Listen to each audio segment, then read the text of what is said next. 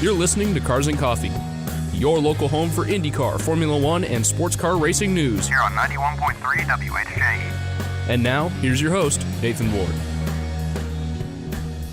Hello, and welcome back to Cars and Coffee here on 91.3 WHJE. My name is Nathan Ward. We are back after a good 2.5 or so weeks off. Hope everyone had a wonderful winter break, got a break from the hustle, and had a great holiday season. But we're going to jump right back into the news because we have the bulk of the racing season is going to get started very shortly, just within a couple weeks, with the Rolex 24 at Daytona, the opener of the 2026 IMSA WeatherTech Sports Car Championship. 60 cars are now on the entry list, one fewer than the last time I was on air. The number 61 Team Tonus LMP2 car has dropped off the entry list. That was the single car that did not have a single driver assigned to it when the provisional entry list was released at the end of December. That team made its debut at Road America and has not contested a race since. They have their Orica 07 chassis. I'm just guessing that they couldn't find a full driver crew to contest the race. Since this withdrawal is so late, IMSA has elected to not fill that 61st and final entry spot with another car. Proton Competition was wanting to bring its Porsche 963 over from Europe over here to run in IMSA now that they've been essentially kicked out of the WEC because Penske pulled out with their Porsche program. The third tier series for IMSA, the VP Racing Sports Car Challenge, has a 20-car entry list with a few odd surprises. Daytona is the first sprint race of the year. Sebring is the first endurance race with this new format for VP Challenge, which VP Challenge is kind of a fun series. I want to look at it soon in its own standalone segment or video or whatever I choose to do with it. But if you haven't heard of it, the series is made for lower tier cars and amateur younger drivers. So you have LMP3 cars, which is the third tier prototype category. You have year-old GT3 cars, so in theory they're cheaper than modern GT3 cars. And you also have GT4 cars, which are even lower for like brands that want to run academy drivers like Kiko Porto and Toyota. Only 3 of the new for 2025 LMP3 cars will contest this opening race at Daytona. The rest are the old Nissan V8 powered Nissan V8 powered LMP cars. So originally they were thinking that all of the LMP3 cars taking part in this year's VP Challenge would be the new Toyota V6 powered cars, but I guess it has not come to that. It's getting increasingly scarce for LMP3s in America, especially since the IMSA Prototype Challenge was dropped and the VP Racing Sports Car Challenge was brought up in its place so that GT cars could take part in a lower series for development drivers, because that's where the bulk of the drivers tend to go. The prototype ladder is not as packed as the GT ladder because GTs are just more accessible, they're cheaper, and they're easier for younger, less experienced, or gentleman drivers to get used to. There are 9 LMP3s on the grid for this race, and there are 11 GSX cars, the GT4 cars. No GT3s, even though there have been multiple teams that expressed interest in running GT3s. Not a single one has shown up for Daytona. There was a report that one of the cars, I'm assuming that's the Rebel Rock Racing Aston Martin, because that's the one that we got a full article for when they announced their program. I think they were originally intending to show up to Daytona, but when they saw that they were going to be the only GT3 car there, they're like, why would we spend money on a race that we're not racing anyone? So they pulled out. It's just LMP3 cars and GT4s. we have a good variety of GT4s, some Toyotas, some Fords, some Porsches, and one Aston Martin. But in LMP3, you have 3 of the new Ligier prototypes from Shopify. The CEO of Shopify, Toby Lutke, I think, is going to drive that car. That just makes sense if Shopify is pouring that much money into a race team. We have the Tony driver development car is another one of the new Ligiers, and the last one is also from Tony driver development. I really don't know that much about VP Challenge, and I really want to watch it because it's a fun little series. I caught little bits of it last year, but the rest of the LMP3s are older 2020 generation cars with Nissan V8s. For the 2025 rule set, the LMP3 cars switched to a slightly smaller but more powerful Toyota twin-turbo V6. And the GT4s have remained exactly the same. Will Power got his first taste of an Andretti Autosport IndyCar when he tested the Firestone tires for the upcoming IndyCar return to Phoenix Raceway. It was his first drive with Andretti Autosport. It reportedly went well despite how cold it was, and Firestone was able to get some solid data out of the test. It's good to see IndyCars running at Phoenix again. I don't know what to think of the this IndyCar return to Phoenix, because if you look at Milwaukee is probably the most comparable track on the IndyCar schedule if you want to compare Phoenix to a track on the schedule already. Phoenix turns 1 and 2 are pretty much identical to the turns at Milwaukee. They're very flat, but they're very I don't know what the word is. They're very long corners. They're sustained corners. That's the word I'm looking for. But turns 3 and 4 at Phoenix are higher banked, and the start-finish line is in a really goofy spot. It's right between turn 4 and the dogleg, which it used to be on what is now the back straight. What's now the back straight used to be the front straight, that's where the finish line used to be. But they moved it when IndyCar left in 2018, and NASCAR came in and said, "Hey, let's make this track really gimmicky and weird." But IndyCar had a really good race at Milwaukee. They've had awesome races, frankly, at Milwaukee ever since they returned in 2024. But Phoenix, I'm not really sure. Firestone said they were confident in what they were doing for tires, but the tires could behave differently when we get to March, even though it may not be that much warmer. But it's January in Arizona, which, it's surprisingly cold. You would think Arizona is a very warm state year-round, but Arizona can get pretty cold. I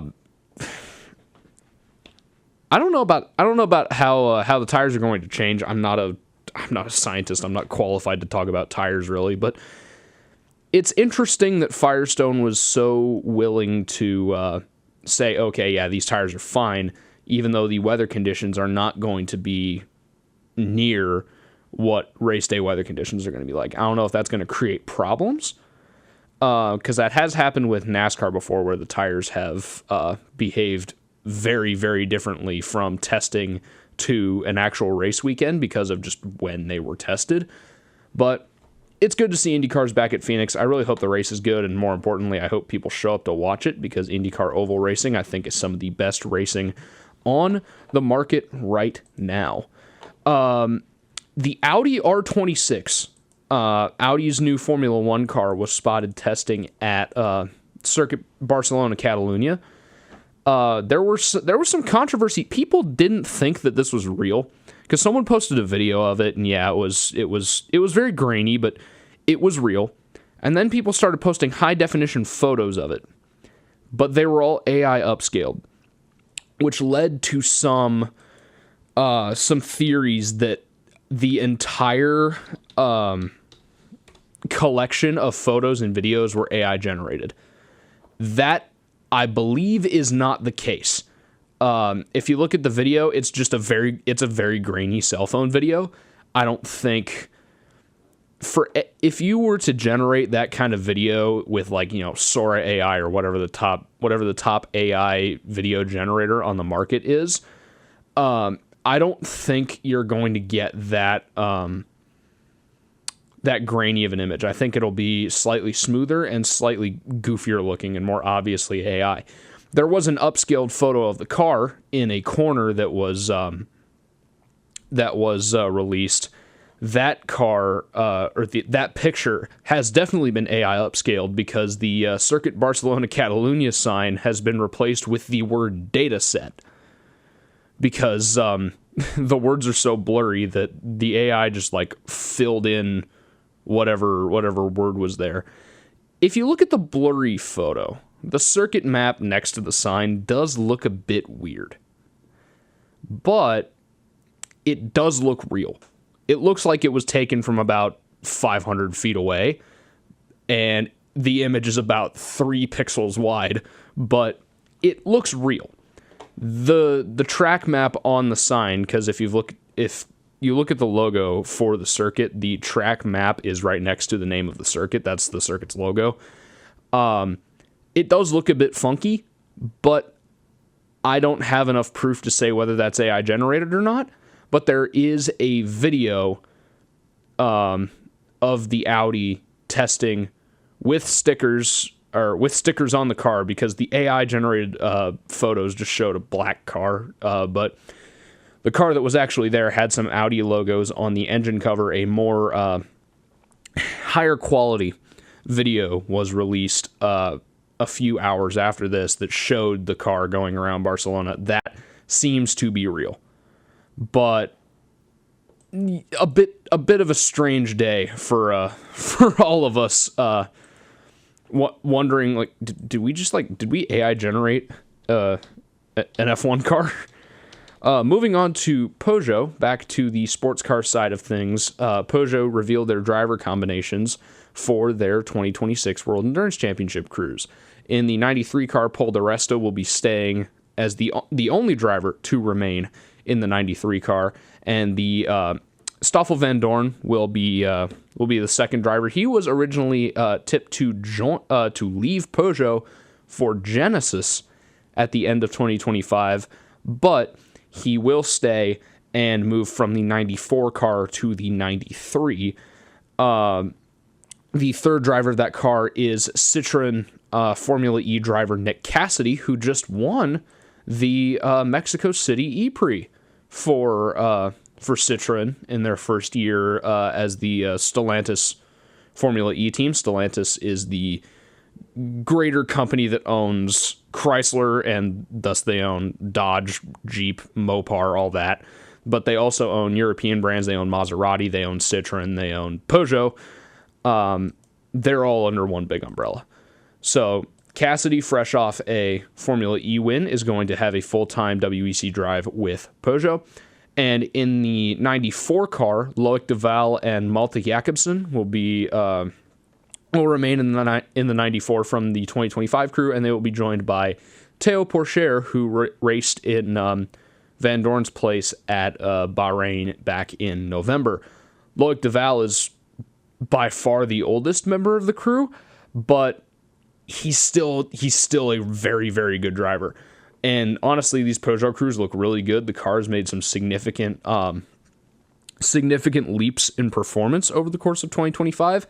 I think they have a chance to win Le Mans. I don't know about this year, but maybe 2027. That car, wing or no wing, has always been has always performed very well at Le Mans, and that's kind of what Peugeot's design philosophy was, because French team, you want to win the big French race. So that makes a bit of sense. But I think Peugeot really has a strong lineup, and the car's getting stronger and stronger. It had a couple podiums last year. This is a program to watch out for. Moving on to the packed Daytona 24 Hours entry list, I have made a list of all of the international superstars that you may know from other series that are competing in the Daytona 24 Hours, whether that be as full-time IMSA drivers or as guest drivers that some teams have brought in for Daytona or the other IMSA endurance races. A lot of IndyCar drivers, some drivers from supercars and Formula One that you may know, and one driver from NASCAR. Kevin Magnussen is in the number 25 BMW Team WRT car. He's been with the BMW sports car program for a couple years, but that is a name that a lot of people know from Formula One. He was with Haas for a majority of his career. Connor Zilic is getting his sports car debut in the number 31 Whelen Engineering Cadillac, fresh off of being robbed of a NASCAR Xfinity Series title. He finally gets his big break in sports cars, and look out for him to be a driver candidate for Cadillac at Le Mans this year if he can get a hypercar test or an ACO sanctioned hypercar test, because Action Express, I believe, has confirmed that they will not be coming to Le Mans this year like they have the last couple years with their 31 car. It's the 311 when it races in Europe, because the number 31's taken. But the prevailing theory is that Wayne Taylor Racing will bring both of their cars, the 10 and the 40, over to Le Mans, and they will most likely be numbered the 101 and the 404. Zilic, I think, is a prime candidate, if he does well in the 31 car, to be a third driver for that Wayne Taylor outfit, because one of the drivers that I'm going to talk about later is not going to be able to make it to Le Mans, and they're going to have, Wayne Taylor Racing is going to have a sixth driver slot to fill, and you need someone who's experienced enough with the Cadillac at a low drag track to be remotely competitive. And that driver is Colton Herta. Colton Herta is going to be in F2 this year. Has he signed for a team yet? I really haven't been paying attention to single seaters. I don't know it. Oh yeah, he's gonna be with High Tech Toyota Gazoo Racing, which is also an outdated name. We will get back to that later. Colton Herta will be in the number 40 Wayne Taylor Racing Cadillac. He is the one that I believe is not going to be able to make it to Le Mans, because there's a Formula 2 race weekend the same week as Le Mans, because Liberty Media doesn't like their drivers and doesn't want them competing in series that aren't called Formula 1. The number 60 Meyer-Shank Acura has two drivers from other series: Scott Dixon, the six-time IndyCar champ, and AJ Allmendinger, who has been back in NASCAR the last couple years. They are the third and fourth drivers for the number 60 car. Scott Dixon is also the third driver for all of the IMSA Michelin Endurance Cup races. And the most recent champion of the NTT IndyCar Series, Alex Palou, is in the number 93, the sister car to the number 60, also for Meyer-Shank Racing. Before we move on to the drivers contesting LMP2, GTD Pro, and GTD, here's how you can listen to the show on YouTube if you missed any part of the show. Want more racing news and highlights along with full show replays? 241.428 miles an hour. Head over to the This Week in Racing YouTube channel so you never miss an episode of Cars and Coffee and highlights from your favorite racing series. Just go to youtube.com/@TWIRvids. That's how you can find the show on YouTube if you miss any part of it. And you can watch all of my shows back to the beginning of the 2024 school year. LMP2, we only have one driver of serious note that made a name for himself in another series, and that's Logan Sargent, who is doing a one-off drive in the number 18 era motorsports car. GTD Pro is a little bit more packed. We have James Hinchcliffe driving the plaid number 9 Pfaff Motorsports Lamborghini, the final planned outing at least in IMSA for the Huracan GT3 before Lamborghini switches factory support over to the brand new Temerario GT3 from the 12 Hours of Sebring onward. IndyCar driver Kyle Kirkwood is in the number 14 Vassar Sullivan Lexus, and another duo, Will Power and who I just talked about earlier, did that test at Phoenix, and V8 Supercars driver Chaz Mostert will be in the number 75 Sun Energy 1/75 Express / whatever it's called now, Mercedes AMG. A very interesting driver that I actually just figured out how to pronounce his name, Ayhan Güven, the first Turkish champion of the DTM, which is the German, what's now essentially just another GT3 series, but it used to be the German Touring Car Championship. he will be driving he will be one of the 4 drivers in the number 911 Porsche for Manti in the iconic Grello, the green and yellow Porsche that has won the Nürburgring 24 Hours several times.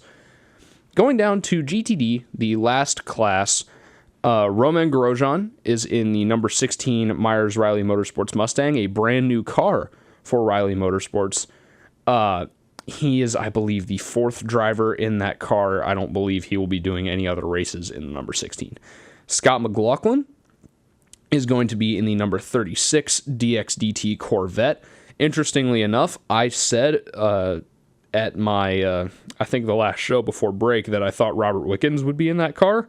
He is not. I believe he's still only doing the sprint races. He's been pioneering a new hand control system for GT3 cars, very similar to something that Alex Zanardi used in 2019 when he contested the Rolex 24, but it's a bit more advanced now with the technology, with the technological advancements, but it seems that Wickens is just sticking to the Sprint Cup races. Marcus Ericsson, another IndyCar driver, is going to be in the number 45 Wayne Taylor Lamborghini. That's essentially their Lamborghini Super Trofeo crew, which Marcus's brother Hampus is a part of, and just became a world title winner with Danny Formal in the Lamborghini Super Trofeo, the global Lamborghini Super Trofeo series. And the final driver of note is Callum Ilott, who, when he signed with Wright Motorsports to drive the 120 car for Daytona and I think the other Endurance Cup races, there were a lot of people pointing to that to support the argument that Prema Racing might close its IndyCar program over the offseason. That I don't believe is happening. I believe Prema has found a sponsor. I did drive by their shop the other day. Their shop was completely empty. The parking lot was completely empty, but the sign's still up. So the shop's still there. I imagine the program is still going to continue into 2026, but I don't know. I won't know for sure until they unload the trailers at St. Petersburg or they don't.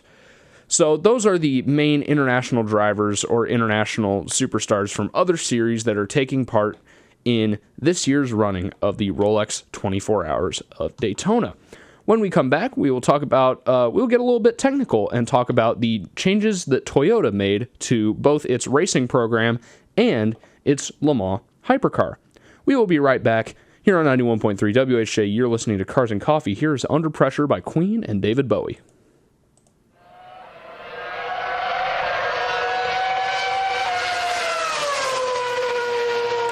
Don't go away. Cars and Coffee will be right back on 91.3 WHJE.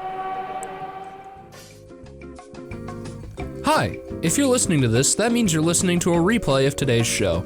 I just want to say thank you for listening and make sure to subscribe to the This Week in Racing YouTube channel so you never miss another episode of Cars and Coffee, along with highlights from your favorite motorsport series. If you're listening on the WHJE website, go to youtube.com/@TWIRvids. If you're listening to this on YouTube, just click the button below. Thank you so much for listening. Now, let's get back to the show.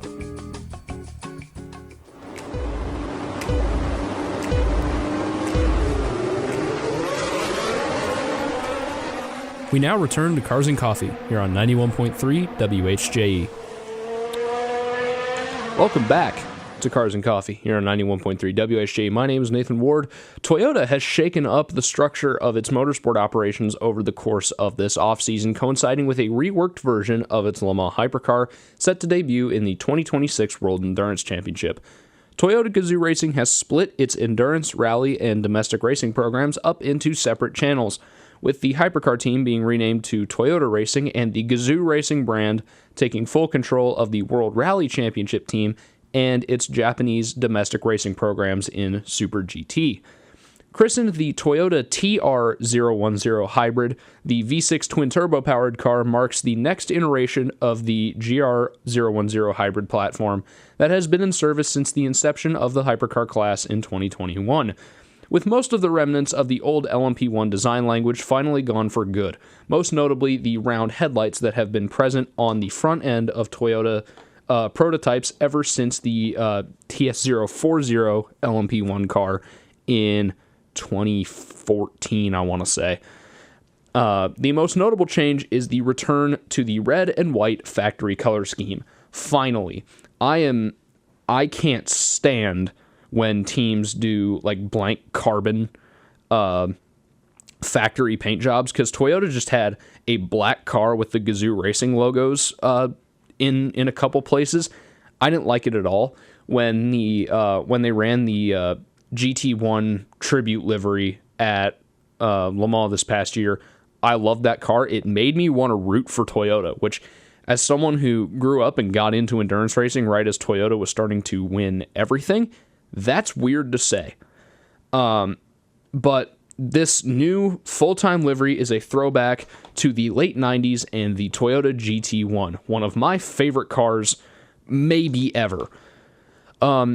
As I said earlier, a similar livery was run by the number 7 car at Le Mans this past year. The headlights and front impact structure have been extensively reworked to more resemble Toyota's line of road cars. And honestly, I like these headlights a whole lot more than I did the old ones. But the redesigned front end, the redone rear arrow, they redid the entire side pod. They essentially gave the whole surrounding of the car, except for the shark fin and the greenhouse of the cockpit. They have reworked everything but that, which is something you just can't do without building a whole new car. The headlights have been reworked to match Toyota's road car range. They're essentially just scaled up Camry headlights. Like, they are ripped almost straight from the road car. If you look at the design, they rip them off the road car, put them on the hypercar, boom, you're done. The side pods and rear section have also been substantially modified, including the addition of winglets on the sides of the rear wing, something that has not been seen since Toyota's first LMP1 hybrid car back in 2012. The TR010 hybrid will make its debut at the Qatar 1812 kilometers in March. I can't believe I'm saying this, but I might need to root for Toyota because this car is absolutely gorgeous. If you're new here, I tend to root for cars based on how good they look, which is why I'm a big Aston Martin Valkyrie fan. I'm also a big Valkyrie fan because that car is the best sounding car ever. But I'm a big fan of cars that look good, but the cars that look good, at least to me, tend to not do so great. And the GR010 has not had the greatest last couple of seasons. Yeah, they won the Manufacturers Championship in 2024, but their 2025 was not good outside of Bahrain, where they took a 1-2 finish. That car has been BOP'd essentially down to the ground. They've added so much weight to that car because it just kept winning. And no, even like if it finishes in the top 10, they add more weight to it. Like, we can't have Toyota winning something again. But they can't stop that thing in Bahrain specifically, which is really weird. Toyota has won, I think, 9 straight races there, which is absolutely ridiculous for a series that runs there once a year. It did run there twice in 2021, but for a series that runs 6 to 8 races a year and runs at one track every year, or runs one race per track per year, that's a crazy winning streak. But this Toyota looks really good. I'm really hoping they play around with the livery. I love the GT1 tribute livery, but I'd love to see one of these in blue. For people listening on YouTube, I will throw up a photo, but this car is absolutely gorgeous. Like, I liked the GR010 before.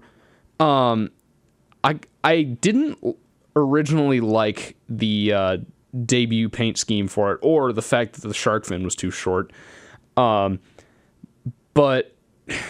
the old red and white paint scheme was not great. Like, I was sick of Toyota winning at that point. I just wanted to see a Glickenhaus win. Didn't happen. I got an Alpine win though. But the black livery I did not like. But again, the car was so overweight they essentially had to not paint the car to be competitive. But now they can paint the car again because they've done all of these upgrades, and oh boy, it looks good. It looks really good. But yeah, I might have to start rooting for Toyota again because this car is just gorgeous. Everything except for the greenhouse looks like, and the inner impact structure on the front looks like it's redone, but there are some very limited elements of the LMP1 design that are left in the car. And it's kind of the last little bit of LMP1 architecture that's left. The first one is one that was actually added, and those are the winglets on the end plates of the rear wing. And 2 is the front nose section. There are 2 little bulbs on each side of the front nose where the dampers are, where they connect the suspension to the front of the chassis. And those have been on the car since probably the early TS050, their last generation LMP1 car. So and the nose is still pretty pointy. Like if you ignore the legality panel that they've put on the front of the car, because for some reason the front of the car has to be flat. If you ignore that, the front impact structure is very similar to an older generation car. But something interesting about the Toyota compared to a lot of these other Le Mans hypercars, especially the later generation ones that came in from 2023 onward, this car has a wide enough greenhouse that it can actually fit 2 seats. The regulations for Le Mans prototypes essentially state that you have to be able to put another seat in there if you so wished. A lot of teams don't follow that, but they make the greenhouse, the cockpit of the car, just wide enough that you, in theory, could, but that person sitting in the passenger seat would have to be 1, very, very small, and 2, very, very skinny. Toyota didn't do that because the GR010 was initially going to have a road car variant, and they wanted to take this road car, the GR Supersport, and essentially take all the restrictors off and make a car out of it, and make a racing car out of it. So they had this essentially 2-seat greenhouse, and if you look at it straight on, it's very similar to how the Aston Martin Valkyrie is built, because the Valkyrie is an actual road car that has 2 seats. If you compare it to a car like the Ferrari is it's far closer to an LMP1 in design of the chassis than the Toyota is, but the Toyota has more LMP1 design language in terms of the aerodynamics, but the greenhouse is very wide because originally it was supposed to be a 2-seat car. If you compare it to the Ferrari is a very, very narrow, it's a narrow car in general, but the greenhouse especially is way narrower than, it's more comparable to an LMP2 car. Like, I'm looking at it straight on right now, and you could definitely not fit a second occupant comfortably in the Ferrari. You could in the Toyota if you stripped some things out of the cabin of the car. But I really like the Toyota. It might be one of my favorite designs now, up there with the Valkyrie and with the Peugeot. But the Genesis does look pretty good too. The Genesis in orange specifically. But yeah, Toyota looks really good. I'll throw up some photos on YouTube and on the Cars and Coffee Instagram page, which if you haven't followed the Cars and Coffee Instagram, here's how you can follow the Cars and Coffee Instagram and get in touch with the show. I am always looking for more guests, so please reach out. Want to get in touch with the show? Head over to the Cars and Coffee Instagram page at carsandcoffee_WHJE and send us a message. That's at carsandcoffee_WHJE. I'll try to answer as many messages as possible. Moving on. Oh, my mic just turned off. Our next segment is going to be the final of the day. I've been introducing this new segment over the last couple weeks, where I go on racecarsforyou.com and I pick a car and talk about it. I've picked a really weird car, but you can stick around after the song break to hear me talk about why the Pescarolo 02 is such a goofy little race car, and how you can buy it for a very cheap, for race car standards, $120,000. We'll be right back here on Cars and Coffee, here on 91.3 WHJE. My name is Nathan Ward. Here is I Will Wait by Mumford & Sons.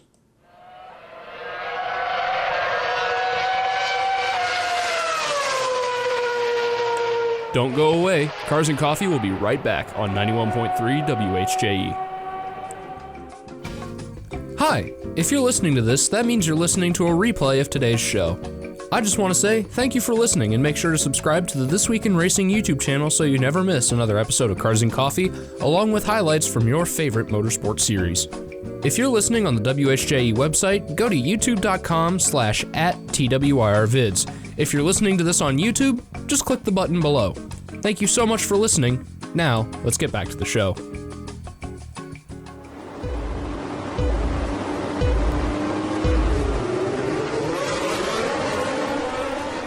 We now return to Cars and Coffee here on 91.3 WHJE. Hello, and welcome back to Cars and Coffee here on 91.3 WHJE. My name is Nathan Ward. Our final segment of the day is our Race Cars for You featured listing, i.e. the car that I think was coolest when I opened up Race Cars for You yesterday. This car is called the Pescarolo 02, which sits in a really weird place between its predecessor and its successor, the 01 and the 03. Originally a small prototype built for the ACO's driving school on the Le Mans Bugatti circuit, which is essentially just the Le Mans short layout, the Pescarolo 02 was a strange departure from the long-tenured 01 LMP1 and LMP2 car and the disastrous Pescarolo 03. The car fits into the largely forgotten Group CN class of prototype race cars, which were used as a secondary category in some series in the early 2010s.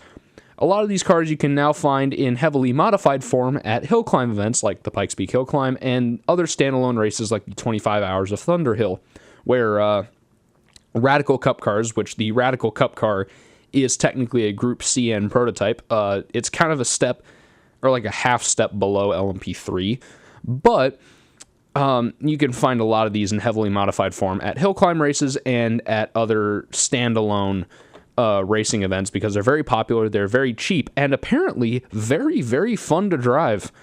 But there are two versions of this car. The one that's up for sale on Race Cars for You is it's the open top version. 11 Pescarolo 02s were built.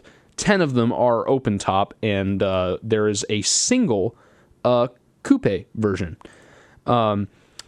There are two versions of the 02 that exist for certain, the open and closed top cars. There really aren't that many photos of this car other than the one on the listing, but the coupe is a bit weird because it was originally built for the introduction of the LMP3 category in 2015, but unlike other LMP3s, one, it wasn't approved, and two, it doesn't have a shark fin. I'm guessing it would have one would have been added if Pescarolo was chosen as an LMP3 chassis supplier, but in the few races it took part in 2014, the car does not have a stabilization fin, but the one that's up for sale on Race Cars for You does. The car did compete in some races, but it was mostly used as a driving school car. The car was built by Sora Composites and Pescarolo Sport sometime between 2009 and 2014 for use in the ACO's Le Mans driving school. Chassis 01, the first of the 11 Pescarolo 02s built, is said to have been utilized as a demonstrator and developmental vehicle during its early career before later being purchased by the Fast Toys Club in 2021, which is where this car, I believe, is now. The car has since achieved top 3 finishes in NASA, not that NASA, National Auto Sport Association, I think is what it's called, competition at Thunderhill, Laguna Seca, and Willow Springs, featuring a carbon composite monocoque. The car is powered by a 6.2-liter General Motors LS3 V8. That's a larger engine than I thought this thing would have. paired with a paddle-shifted 6-speed gearbox. It's finished in white with green and black accents, and the car also features disc brakes, pushrod suspension, and a 2-place cockpit hosting a single seat and a Cosworth digital display. Since this is a driving school car, I'm imagining that digital display can be removed or at least placed somewhere else so that an instructor can sit alongside you. It's cycling through images right now. This car does look very, very cool. It's kind of a stubbier version of the Pescarolo 01, which eventually morphed into the Morgan LMP2, but it also shares a little bit of commonality with the 03, which is a bit weird because the 03 was essentially an Aston Martin LMP1 car that was so bad that Aston Martin sold one of the cars to Pescarolo, or let Pescarolo borrow it, and that car was also bad. I might have to do a whole story about that in a future history segment. 10 of these cars were built. 10 of them were open-topped, along with a single fixed roof example, which is that LMP3 like placeholder car from earlier. The I lost where I was reading. Pescarolo Sport was founded in Sarthe, France by 33-time Le Mans driver Henri Pescarolo in 2000 and initially fielded increasingly modified Courage chassis before launching its own LMP program with in-house prototypes. The Pescarolo 01 was first raced in 2007, and after being purchased by Sora Composites, this is where the Pescarolo 02 shows up. So this car, if I go down to the parts, oh my gosh, where is it? A collection of spare parts that accompanies the car includes wheels, body parts, and various other parts that are listed in a document shown in the photo gallery. So I'll leave this linked in the description if you want to look at it. Race Cars For You is a fun site to just browse sometimes. But the spares alone are valued at $70,000, and this is up for sale for $119,000. This is a great deal for what you're getting. If you want to buy like an LMP car to mess around with, if you're rich enough to do that, which if you are, please contact me. I'd like to have you on the show and talk about hobbies. But this car's super duper duper cool. And I thought I would give it the spotlight on this week's Race Cars For You featured listing, which again, it's not sponsored or anything. I just thought that going on a site where you can just buy a race car and talking about one of the cars there is funny. But that's going to be it for today's episode of Cars and Coffee. We are back, and we are going to be here, same place, same time, 11:30 a.m. next Sunday here in the WHJE studio at Carmel High School. Thank you for listening to Cars and Coffee. We will be back next week. Here is The Chain by Fleetwood Mac. I will see you next week.